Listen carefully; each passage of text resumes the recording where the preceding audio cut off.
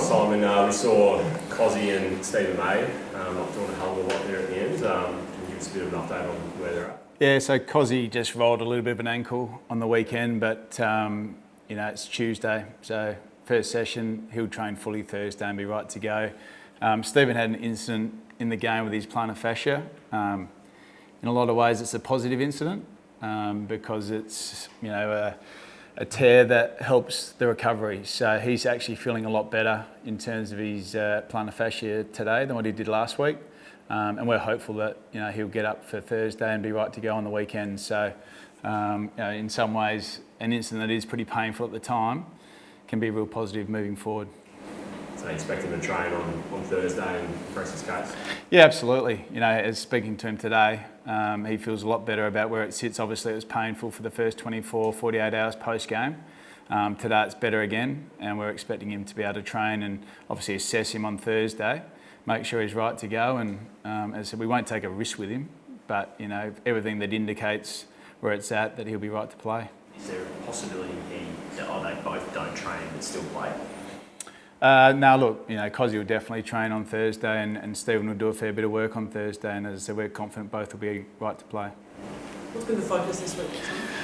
Clearly, we're not happy with where we sit. I think we've acknowledged that pretty heavily, that right now where we sit, we're not comfortable with. Clearly, there's a lot of commentary out there, a lot of noise about our footy club, about where we're at, what we're doing. The reality is we're trying to change in a few areas about how we play. And that can be difficult, and change is hard, and sometimes you'll fail doing it. But we're committed to it. We're committed to going down this path of trying to play a different way, a new way, a better way. And obviously with that will come a little bit more scoring. Now, right now, we're getting our opportunities and we're not quite taking them, which is a positive. But what we're doing without the ball isn't where near the level it needs to be. And I think we saw for 15 minutes that intensity, that fight, that resilience without the ball was there, and we're able to score. We need to bring that way more in our game, and that's really what the focus has been. How do we bring that to a level of consistency that will enable everything else that we're trying to change come to life? And that's been a big focus this week. So do you stick to the system that you've been going with, or do you change something against Freo? I will certainly stick with how we're trying to operate in terms of our ball movement, but we need to change how we defend. We're far too easy to play against, and when people look at us and the lack of pressure and the stuff we're doing without the ball, that's what concerns people, and it concerns me as a coach. And for a long time at this club, we've valued it to a really high level. And when we get it back, and we'll see it pretty quickly, everyone will see it, we're going to train it, you'll see this fight, you'll see this resilience, and you'll see a team that's hard to play against again. What about away from the field? Have the leaders done something to maybe galvanise the group and combat the outside noise that's been happening?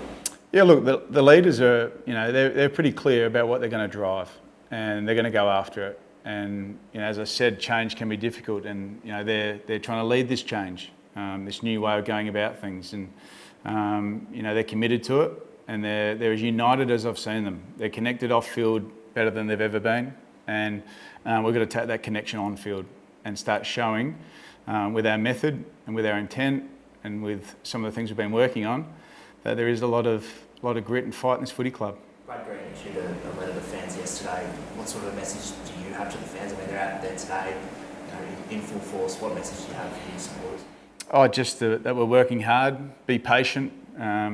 Obviously change is difficult, but we're going to get to a better version, and come out and support us. Be there on Saturday and see a team that competes and has some resilience and fight to it without the ball, and our scoring will start to improve. So we want to see as many of our supporters there. It's a home game for us, it's a big game, we're looking forward to it against a good team, so we can't wait.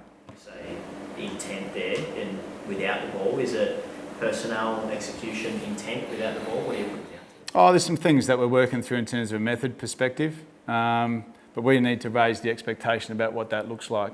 And as I said, you saw it in the third quarter for a period, and we were able to get 5 goals on the board. We need to show that for a lot longer, and that's been the big message this week, and that's what we'll be going after. Do you need more from the guys in the midfield? What could we say without the ball? You need more from the midfield? As I said, we're in this together. It's a collective. We're not here going to critique and blame certain areas or want more from one particular group of players. We need more from everyone in our footy club. That's myself included. To lead and come with solutions and work our way to where we want to get to. And that's what happens. You get into this situation and it's uncomfortable, but you look at the challenge in the eye and you say, I want this and I'm going after it, and that's what we're doing.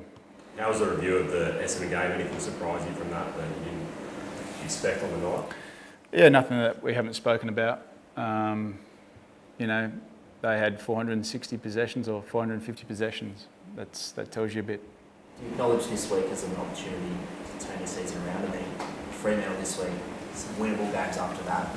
How important is this week? I think every week's important, and we value every time we step out on the field.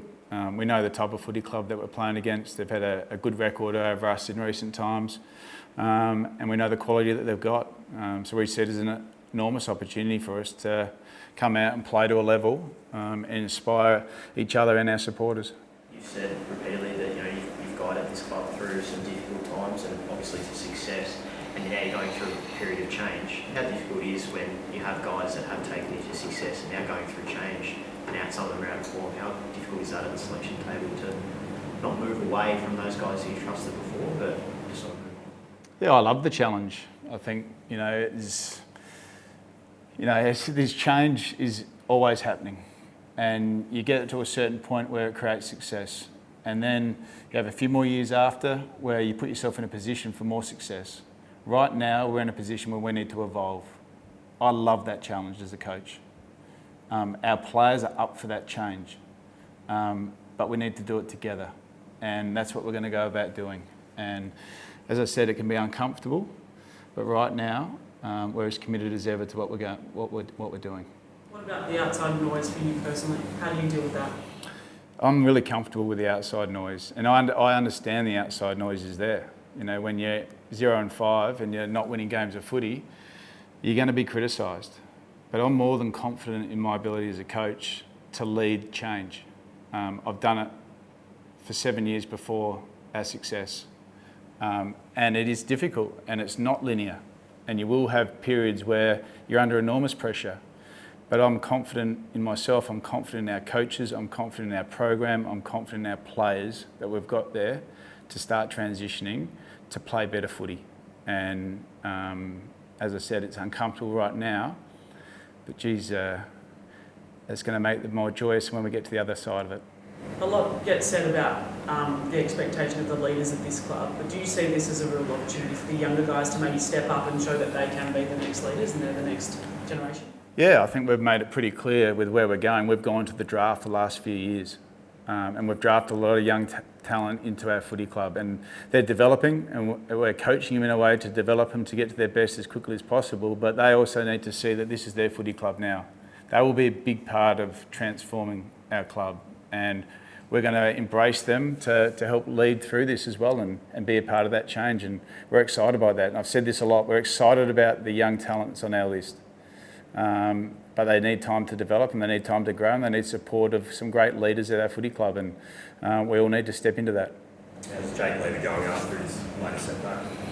Yeah, look, he's obviously frustrated. He had a pretty strong pre-season in terms of getting himself prepared for the rigours of an AFL season, but he's clearly going to be out for 8 to 10 weeks. So he's recovering, but one thing he will do is he'll keep leading, he'll help and he'll develop young players and he'll coach, and we'll get him involved on game day. We need all those guys helping our footy club.